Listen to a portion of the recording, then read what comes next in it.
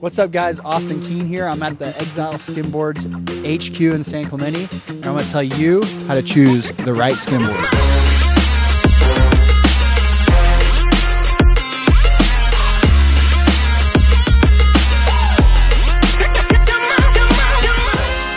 All right, we're going to go inside Exile Skimboards here. We're going to go mess with Frankie, ask him where my new board is, because I've been waiting on it for way too long, and we're going to teach you guys, not teach you, just tell you about what's available and how to choose the right board for what you want. Frankie! Hey, Frankie, welcome to the AK YouTube channel, baby. What's up, man? All right, Frank, we're going to pull you away from your rhythm that you were doing to help us choose the right skimboard. You know, I just started skimboarding. I'm from Tybee Island, Georgia. I've been skimboarding for about 6 months. I just saw some of Austin Keene's videos. They're super cool and helpful. Really learned how to do the one-step drop, the monkey crawl. Yeah, I mean, my skimboarding has just exponentially grown since I've been watching those videos. Amazing, amazing. So, buddy, a little bit of help with these skimboards. So basically, we got a couple different styles, a couple different models and whatnot. Typically, guys on the East Coast, a little bit smaller wave conditions. A lot of boards that they ride are going to be the hybrid shape, the dude cruise shape, a few other shapes. I mean, a lot of shapes will work, but since they do have smaller waves, we have certain boards for bigger waves that handle better in those conditions. So for the smaller conditions, you're going to want something around a hybrid shape, possibly a Hornet shape, a dude cruise, even a Barracuda could be okay for those as well. I know personally you ride the hybrid shape, which you've loved for years. Is that right? Yeah, and actually, so I've been riding the hybrid shape for probably the entire time I've been riding an Exile skimboard. The hybrid shapes have been working great for me. The reason I like the hybrid shape, I ride at 5/8, so it's not really about the thickness so much more as the surface area that I think really keeps you above water and keeps you skimming out far and fast. But it's the 3/4 kind of gives you that buoyancy, so I feel like it is almost a little bit tighter on the turns, but you like the maneuverability, but you're gonna stay afloat more. But to me, it's more about surface area, which the hybrid shape has, and rather than thickness. So that's what I've been using forever. But what's cool about my new pro model, this is something, a totally new shape that I just started riding this year, and I've been freaking loving it. I'm kind of a creature of habit. Dude, this thing's sick. Yeah. This thing is dope. Is this mine? No, it's for 4 surfers. What? Dude, let me get this thing. What? 4 surfers? Looks like we're going to have to put your board order on hold because I just took your board. What's cool about this year's AK Pro model is it's a hybrid shape, but what I did is I basically went up a size on the belly of the skimboard, or like the 3/4 of the way up to the top, or the quarter down of the tail is basically, say this would be like a medium, and then this is like a medium large.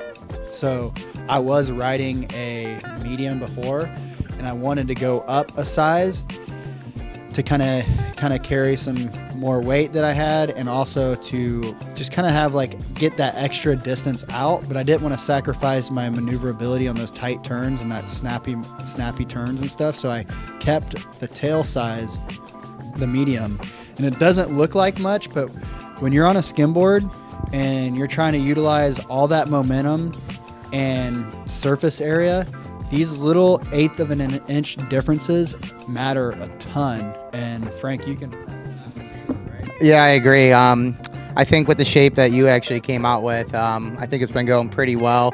As far as the nose of this board, all of the hybrids are going to have a little bit wider of a nose, which makes the board a little bit more forgiving. So let's say you're a beginner. I think this is probably the best board to go for because you have a little bit more surface area to jump on the board. You know, you're not going to get caught up when you're coming down the wave. You're not going to nosedive or anything. So I do think that's great. With the tail, you're pretty much going to be getting a lot more response with it. And like Austin was saying, that little bit of a difference really makes up for it. I mean, if you're more on the beginner side, you might not ever notice a difference. But if you're somebody like Austin Keene, who's been doing this for a long time, it really makes a big difference. Now, the one question I get asked in skimboarding a lot is, what's the difference between the hybrid and the Hornet shape? And the Hornet shape's a couple years old now. It's one of our newer models. And I'm going to show you real quick what the difference between these two boards is and why they're both great and whatnot. So here's a Hornet right here. Now, Austin, will you grab your board right there? Now, will you turn it over for me, please? Okay, so if you see the tail of Austin's board, it's a little bit more drawn out, a little bit wider. Now, if you put the Hornet up next to it, see how it's a lot more narrow, just a little bit more caved in compared to the hybrid shape. So I do think that the Hornet shape does give it a lot nice response on the tail of the board. You'd be sacrificing some speed and momentum with that smaller tail. You do sacrifice a little bit of speed and momentum, especially when going out to the wave. But when you do get on the line and you are driving down the line, since it is more to a point and it has that, you know, little bit toned up shape to it, I do think it does drive you down a little bit quicker as well. But both of these boards right here, if you're on the fence of figuring out you want a hybrid or a Hornet, you honestly can't go wrong with either one. Austin's new shape's been pretty solid. I know he's been riding it good. A couple people have been really liking it. So these are probably some of the two most popular boards. Yeah, Jake Stinnett's been riding it, one of our top pros as well. So these boards are essentially a great beginner board to start off with. The dimensions are going to be the same for the hybrid and the Hornet. Literally exactly the same, except only the difference is the tail was pulled in a little bit more on the Hornet shape. So Frank, we got basically, you would say these are some of the best boards you can get. This is what the pros are riding. This is what I'm riding. This is what Jake Stinnett's riding. We got a Blair Cuda right there. It's the Blair Pro model. That's what Blair's riding every day on the daily. What you're gonna get at the Exile shop off the shelf is exactly what what Blair would be riding or what I would be riding, correct? Exactly. Yeah. So these are exactly, basically, you're not getting any less quality if you just buy it off the shelf or if you get it custom made. This is what we ride.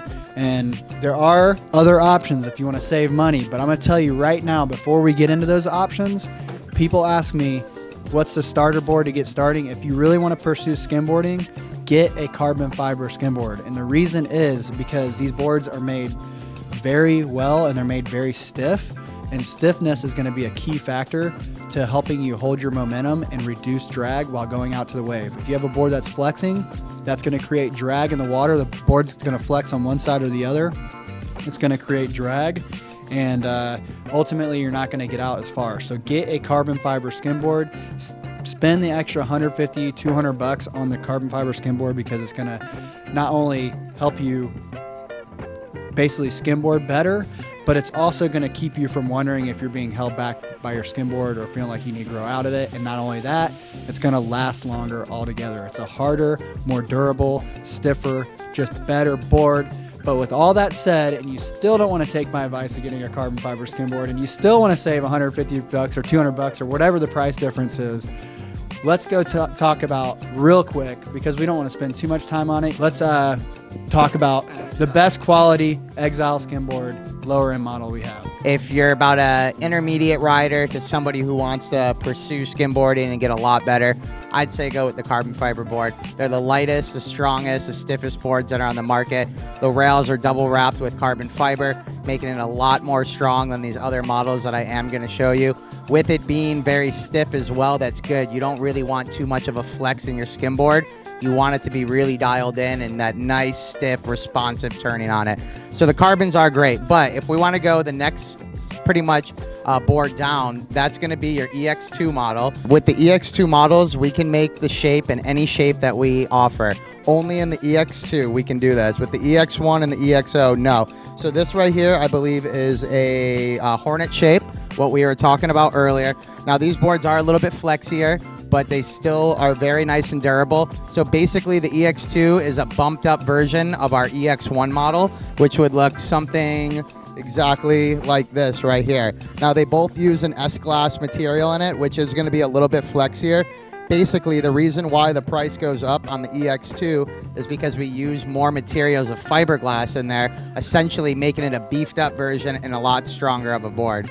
But the board I do have in my hands right here, this EX1, these are probably some of our top sellers. Now this board's going to be for anybody who's a beginner, pretty much that's moving from a little wood board or maybe another brand cheaper fiberglass board that they don't want to ride anymore. This board has the same exact shape as the hybrid, same one we were talking about earlier. We do use a gloss finish on top of it. It gives it that nice shiny finish. Now you don't have to wax the board down if you want to put traction pads on an EX1. We make these in a variety of colors. We got orange, gray, blue, green, teal, all that good stuff. And I mean, they look very nice and they hold up really well. But compared to the carbon fiber boards, that's when you really get the more durable, stronger board that's going to last you a lot longer in the end. I mean, this is a pretty good board. I mean, if someone showed me this board and they were skimming on it and they were just kind of upping from a beginner standpoint, I would say this is a great board to go for.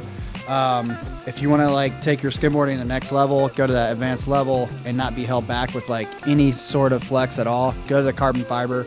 But if you just want to kind of dip your toes in the water and see if like skimboarding on an advanced style board is a good choice for you, I would definitely say that these are great quality boards. I mean, they're really well made. You can't get any better than this. It's either one of these are still going to be a 10,000% step up from anything you would get at like a souvenir shop, like a wooden board or like one of those just kind of pop out boards. So these are all hand shaped here, right in San Clemente. Really good quality boards, and like Frank said, any color customization, you got it. So I mean, is there anything else that somebody would want to know about choosing a board, do you think, Frank? Yeah, so basically a lot of people ask me questions as far as thicknesses go with skim boards. We offer a few different thicknesses, but typically it's either a 5/8 thickness, which is going to be the smaller thickness of the two, and then there's a 3/4 tapered inch thickness. Yeah, so Austin rides a 5/8. So with the 5/8, you are going to lose a little bit of float since it is a little bit skinnier, but your responsiveness and turning ability is going to be sharp right on a dime. So I do think the 5/8 is really good for a lot of West Coast riders who have waves that you don't really have to slide too far out to. But don't be afraid if you go to get a 5/8 and you think you can't slide out far, because you still can. It really depends on how you throw the board down and how much speed that you have. Now, a lot of guys on the East Coast will do the 3/4 tapered option. So the 3/4 taper is great because you do have that little bit of thickness in the middle, which will give you that flow, especially in a smaller condition type wave.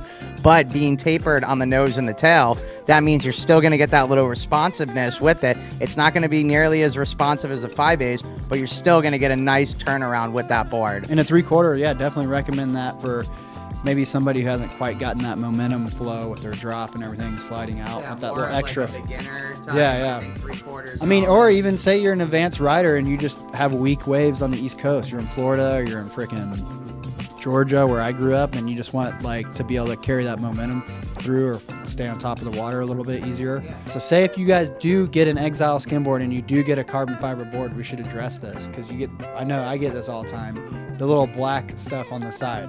Yeah, So what this is, these are handmade in San Clemente. They try to like minimize the amount of material that they have to use so that we keep the boards as durable as possible, right?